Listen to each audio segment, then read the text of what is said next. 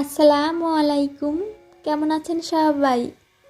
আশা করছি সবাই সুস্থ আছেন, ভালো আছেন। আমরা আলহামদুলিল্লাহ খুব ভালো আছি। নতুন আরেকটি ভিডিও নিয়ে আপনাদের মাঝে হাজির হয়েছি।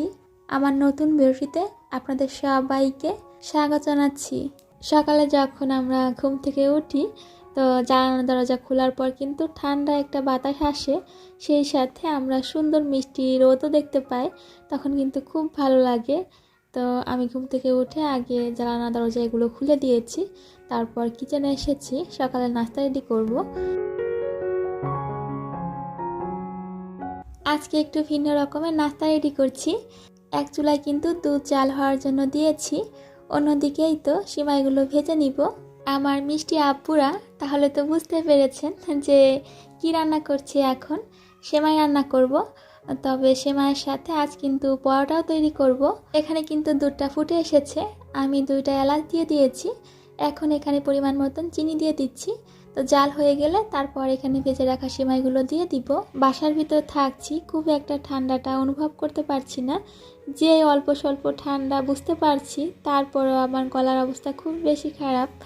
তো আমার প্রিয় আপুরা, আপনাদের কোথায় কীরকম ঠান্ডা পড়েছে আমাকে কমেন্ট করে জানাবেন। তবে গ্রামের দিকে কিন্তু অনেক বেশি ঠান্ডা পড়েছে। এখানে সেমাইগুলো ভেজে নিয়েছি, তো একদম শুকনা খোলায় হালকা করে আমি ভেজে নিয়েছি। তারপর সেমাইটা কিন্তু রান্না হয়ে গিয়েছে। আর এদিকে আমি পরোটার জন্য ডো করে রেখেছিলাম, এগুলো খুব ভালো করে মথে তারপর এখন পরোটাগুলো ভাজ করে নিব।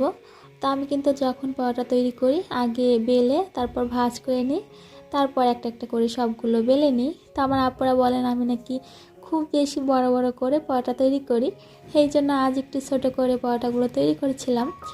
তবে দেখছিলাম যে বড় করলে তো 3টা পরোটা তৈরি করলে হয়ে যায়, তবে এই যে ছোট ছোট করে যে তৈরি করছি অনেকটা সময় লেগেছে। আমি কিন্তু ডোটা গত রাতেই তৈরি করে রেখেছিলাম। 12টার দিকে তৈরি করে রাখলে কোনো সমস্যা হয় না, বাইরে রেখে দিলেই হয়ে যায়। তবে সন্ধ্যার দিকে যদি তৈরি করা হয় ডোটা তাহলে কিন্তু নষ্ট হয়ে যাবে। রাত 12টার দিকের কথা বলেছি কিন্তু আপুরা।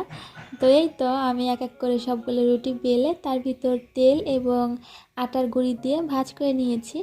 এখন একটা একটা করে সবগুলো পরোটা তৈরি করে নিব। তো দেখতে কিন্তু খুব সুন্দর লাগছিল, যেহেতু ছোট ছোট সাইজের হয়েছে। আমার প্রিয় আপুরা অনেক বেশি নয়েজ পাবেন হয়তো, তো ক্ষমা সুন্দর দৃষ্টিতে দেখবেন। আমার আব্বাজান আলিফ সোনা যখন আরবি পড়তে যায় তখন আমি চেষ্টা করি যে ভয়েস দিয়ে ভিডিওটা রেডি করে রাখার, এতে করে আমার সুবিধা হয় যখন আমার আব্বাজান বাসায় আসে তো সেই সময়টা আমি তাকে দিতে পারি। রাস্তার সাইডে যেহেতু বাসা, কম বেশি শব্দ সব সময় থাকে, কখনো কম আবার কখনো বেশি, তবে থাকে কিন্তু।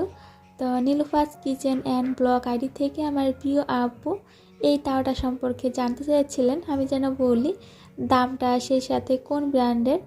তো কমেন্টটা অনেক দিন আগে করেছেন, সেই সাথে আপু পরবর্তীতে আর একটা ভিডিওতে বলেছিলেন যে আপু তাওয়াটা সম্পর্কে কিন্তু আমি জানতে চেয়েছিলাম।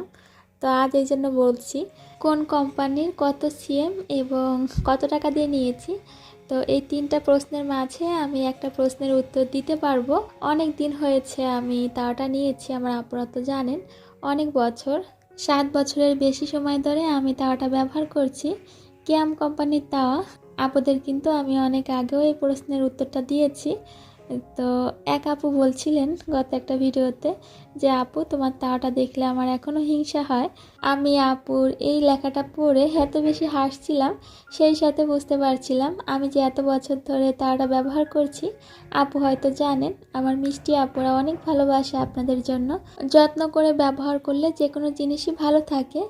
তবে জিনিসটাও একটু ভালো হতে হয়, আগের জিনিস তো একটু ভালো ছিল মনে হয়, এই জন্য এতদিনও নষ্ট হয়নি প্যান্টটা। তো এইদিকে কিন্তু আমি সেমাই রান্না করে নিয়েছি, সেই সাথে পরোটা ভেজে নিয়েছি, চা তৈরি করে নিয়েছি। তো আমি কিন্তু চা দিয়েই পরোটা খেয়েছি, সেমাইটা আর খাইনি। তো আমার কাছে মনে হয় যে পরোটা তৈরি করলে চা না হলে ভালো লাগে না। তো যখন পরোটা তৈরি করি চা কিন্তু বানাই অল্প হলেও। তা আজ আমার বাবাটাকেও চা দিয়েছিলাম আলাদা করে। তো নাস্তা করে এই যে মাছ এনেছে আলিপের বাবা, এগুলো এখন পরিষ্কার করব, সেই সাথে আবার সংরক্ষণও করব।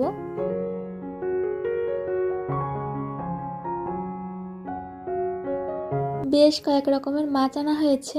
তো এখানে কিন্তু যেগুলো কাটা যাবে না সেগুলোই কাটায়নি, তাছাড়া বাদবাকি সব মাছগুলো কাটিয়ে তারপরে এনেছে। তা আমার এই মাছগুলো কাটতে গেলে কিন্তু অনেকটা সময় চলে যেত। দেখা যেত কি যে সারাদিন বসে বসে আমার মাছগুলো কাটতে হতো। আলবির বাবাকে আমি বলেছিলাম যে দেশি জাতের মাছ যেন আনে, হয়তো দেশি মাছ এখানে পাওয়া যাবে না, চাষের মাছ, তবে জাতটা যেন দেশি হয়। একটা মজার বিষয় কি আপনারা জানেন, মাছ কিনতে গেলে যখন মাছ বিক্রি করে তখন কিন্তু দেশি মাছ বলে বিক্রি করে। তো এই তো আমি মাছগুলো ক্লিন করে নিব। তো এখানে আমি দিয়ে দিয়েছি সরিষার তেল, লেবুর রস, সেই সাথে আটা এবং লবণ দিয়েছি বেশ অনেকটা পরিমাণে। তো এগুলো দিয়ে মাখিয়ে তারপর মাছগুলো আমি কিন্তু রেখে দিয়েছি। আর এদিকে যেই ছোটো মাছগুলো আছে এগুলো কেটে নিব।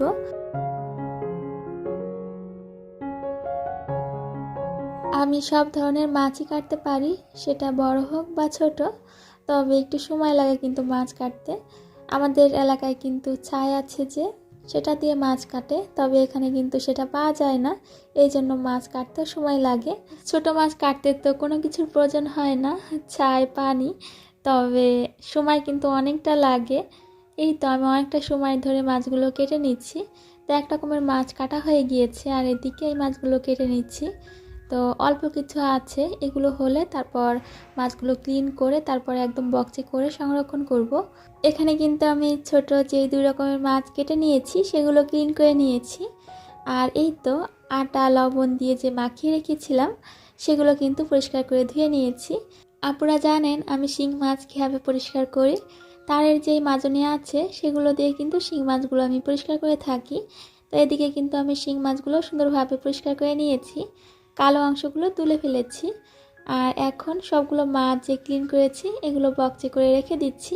আজ বক্সে করে মাছগুলো সংরক্ষণ করছি, অন্যভাবে মাছ বাজারগুলো একটু গুছিয়ে নিলাম। তো অন্যদিন হয় কি পলিতে করে কিন্তু আমি মাছগুলো সংরক্ষণ করি, আপনারা হয়তো জানেন। তো পলিতে করে রাখলে হয় কি অল্প জায়গায় অনেকগুলো মাছ রাখা যায়, যেহেতু আমার ফ্রিজের যেই ডিপের অংশটা এটা সম্পূর্ণটাই ডয়ার সিস্টেম রয়েছে, এই জন্য কিন্তু জায়গাটা আমার কাছে অল্প লাগে। তো তারপরও আজকে রাখলাম বক্সে করে, জায়গা আছে অনেকটা। তো এখানে কিন্তু আমি সবগুলো সুন্দরভাবে বক্সে করে রেখে দিয়েছি, আমাদের যে পরিমাণে মাছগুলো লাগবে আর কি প্রতিদিনের জন্য। তো এখন ঢাকনাগুলো লাগিয়ে তারপর রেখে দিব।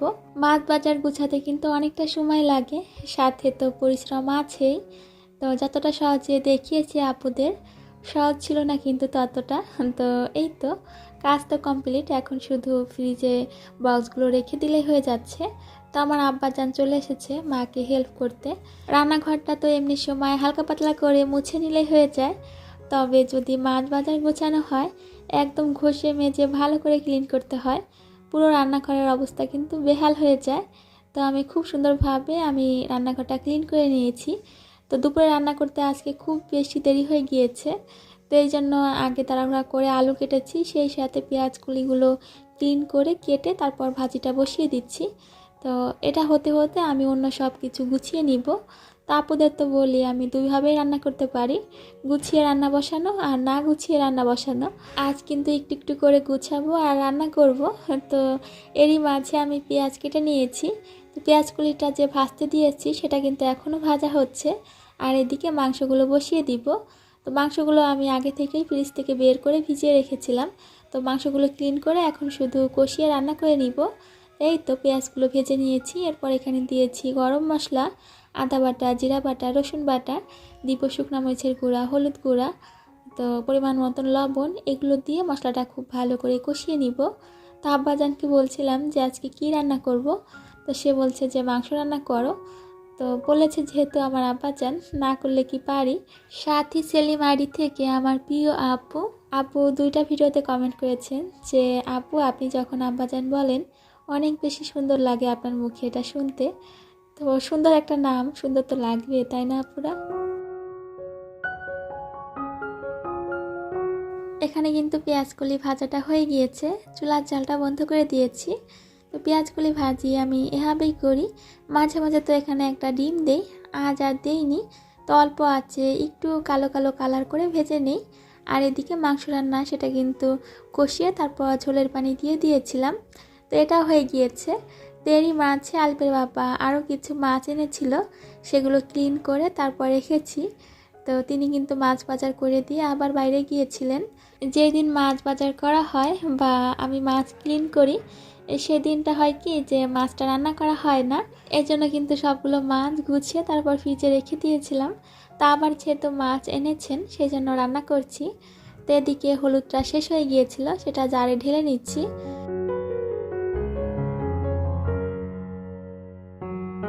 রান্না শেষ হতে হতে দেরি হয়ে যাচ্ছে, এই জন্য আলু পাশের চুলা সিদ্ধ হওয়ার জন্য বসিয়েছি।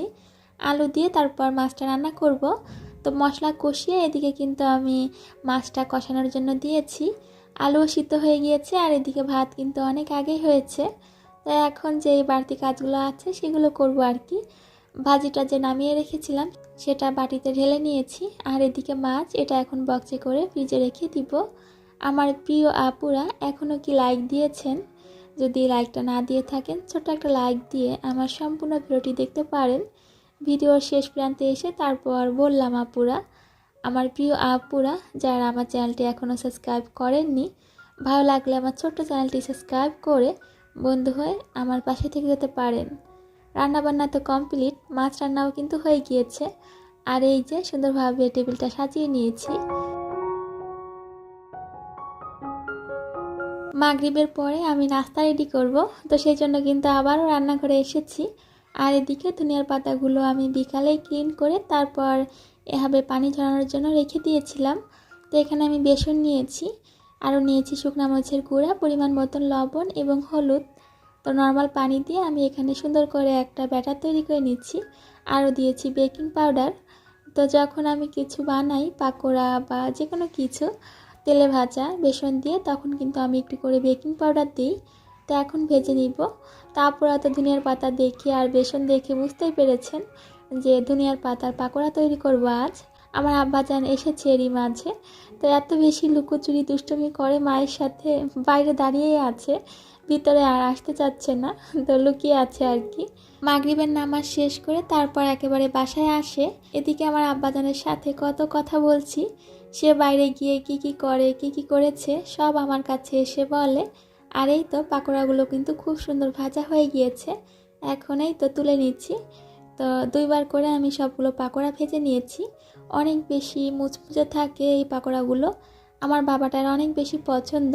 সে কয়েকদিন ধরে বলছে, আজকে কিন্তু বানিয়েই ফেললাম। আমার প্রিয় আপুদের সুস্বাস্থ্য দীর্ঘায়ু কামনা করে বিদায় নিচ্ছি। আল্লাহ হাফেজ, আসসালামু আলাইকুম।